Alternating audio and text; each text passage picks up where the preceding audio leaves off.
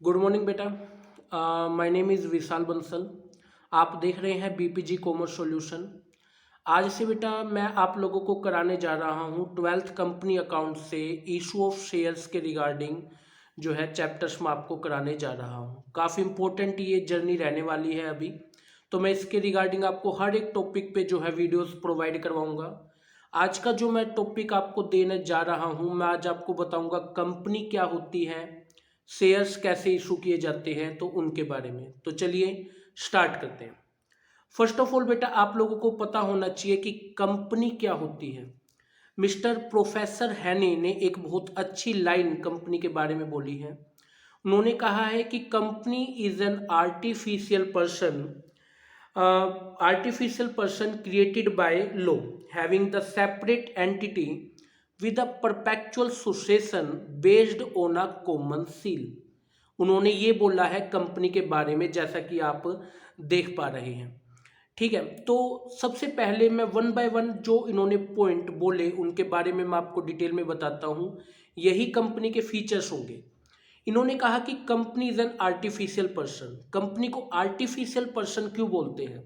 क्योंकि कंपनी को क्रिएट किसने किया है? ह्यूमंस ने किया है। That's why company is an artificial person.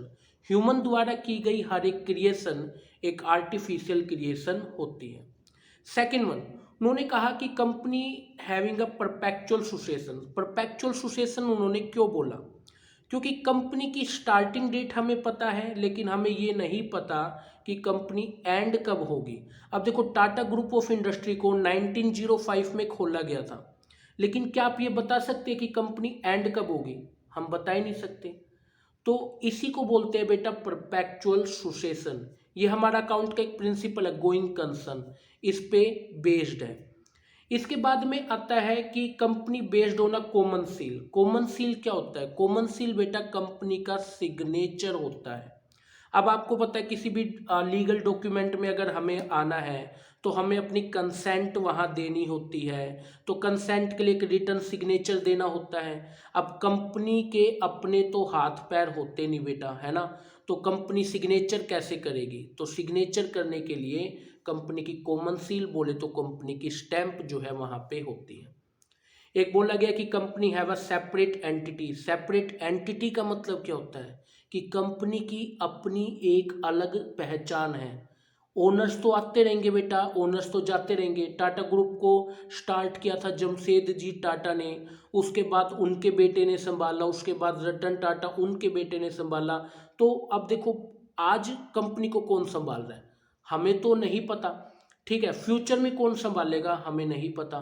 तो कंपनी में ओनर्स वगैरह तो आते रहेंगे जाते रहेंगे, एम्प्लॉयज आते रहेंगे जाते रहेंगे, लेकिन कंपनी अपने नाम से लॉन्ग रन तक काम करती रहेगी। तो इस फीचर को बोलते हैं सेपरेट एंटिटी। मीन्स कंपनी की अपनी एक अलग पहचान होती है अपने ओनर से। इसके अलावा कुछ फीचर्स और होते हैं। कंपनीज में लाइबिलिटीज लिमिटेड होती हैं। कल को अगर लॉस हो जाता है तो कंपनी में बेटा जो लाइबिलिटीज़ है हर एक ओनर की लिमिटेड है। उनकी पर्सनल प्रॉपर्टीज़ को उस लॉस को चुकाने के लिए नहीं हम लाइबल कर सकते हैं।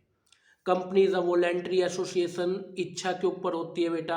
आप जब तक कंपनी से जुड़े रहना चाहते हो आप जुड़े रह सकते हो, और जब आप चाहे कि आप कंपनी को छोड़ना चाहते हैं तो आप अपनी कंपनी में से अपना हिस्सा बेचिए और आप कंपनी से अलग हो सकते हैं।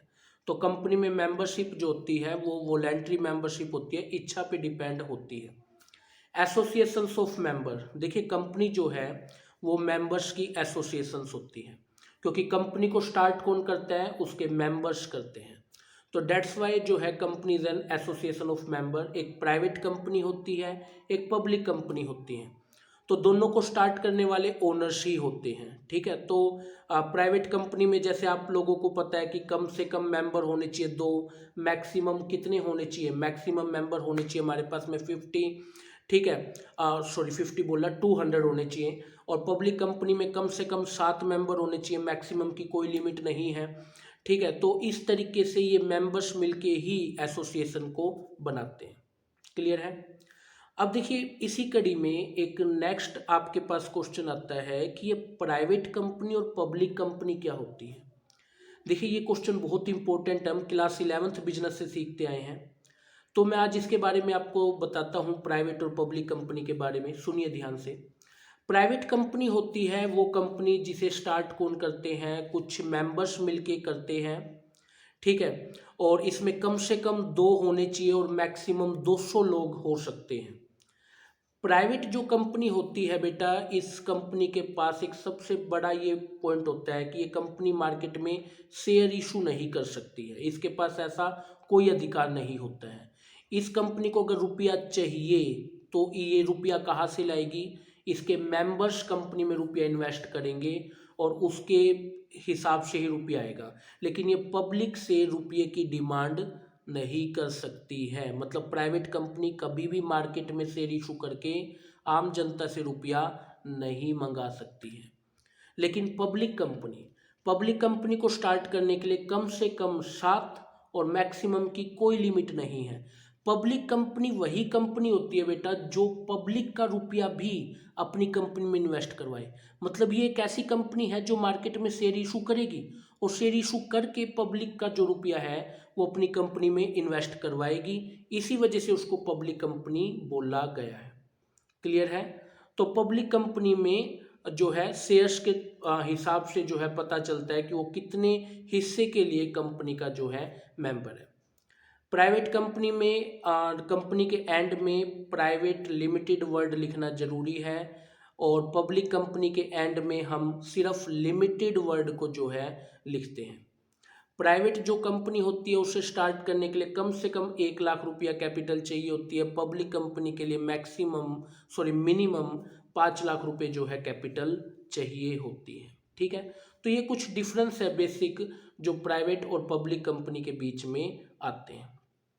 तो अब आज का एक मेन पॉइंट आता है कि ये जो पब्लिक कंपनी शेयर, मैंने जो वर्ड आपके पास यूज किया कि आम जनता को शेयर इशू करती है पब्लिक कंपनी, ये शेयर्स क्या है, आज हम इसको डिटेल में पढ़ते हैं। What do mean by the shares या शेयर कैपिटल क्या होती है। तो आइए इसके बारे में जो है हम लोग सीखते हैं।